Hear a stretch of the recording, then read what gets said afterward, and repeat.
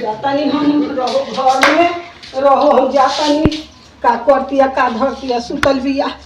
अरे रे हम जाता नहीं हम ना तो घर में रहो हम जाता नहीं एकर घर में के अरे वीरेंद्र भाई जल्ला हो का अरे तारा मलिकाई किसिया के भागत तनी मनईबा का झगड़ा अरे कहां है दादा कहां कोहर तो नहीं बोल जिंदगी भर कहां ओ कहां दे ये देख नहीं के अरे भाई बात तू हो गई बेटा ना खाना के लइका खइले बिना मर जाई हस नहीं ता जो है के नहीं ता जो है के अरे भैया बता देख यही ना बता अल्लाह बता बाहर चल ए भाई चाय तेरा बारे में देख ले ये तो बात है अरे बोल देनी हो गई ना ये दादा कैसे मर्द मेरा हल्ला के झगड़ा करते हैं सब हां बड़ा निसबन चली देखी तेरा का हल्ला हमार भतियो ना कराई हमार भैंस को बिना बिया खात नहीं के ए झगड़ा का देखत नहीं ए जी कैसे हल्ला करते हैं जी हां वही आवे बीच में तू जाके फरिया कैसे ना झगड़ा करते हैं तू ही पूछा किसे हवाया अरे जानता नहीं है बिहाना से गोल बन घूमे हमारा के खाना नहीं खा पता हम जाता जोई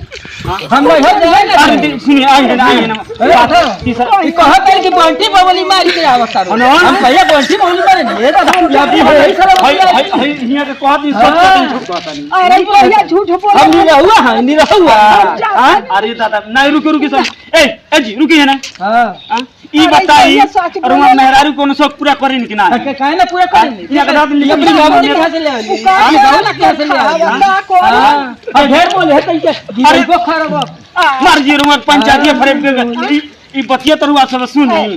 सुनी हम के चाय दी हम जा नहीं घर के इज्जत नहीं है ना कहां घर के इज्जत है मोरे छोड़ के कहां जाओ अरे मेहरारू ना मोर धाबे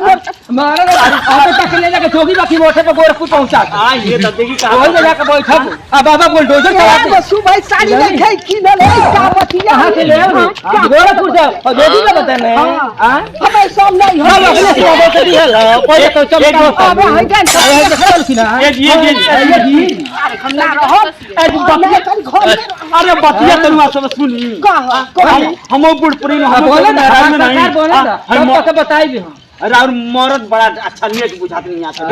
कितना हाय बुलडोजर लइका कम बोले ना इतना कोपर लइका और फिर बाजार छोड़ के वहां जाते कोने बता के लग रहा लइका सब बंटी बोली ना छुए ये दादा बात है कि बंटी बोली ना हंगा तो वापस नहीं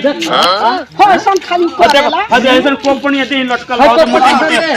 होता है क्या लटकल मोटे मोटे डंटा अरे वही बंटी बोली के ना वाले हल कला बदे भी ए जी हम के जाए हां तो नहीं पंचायत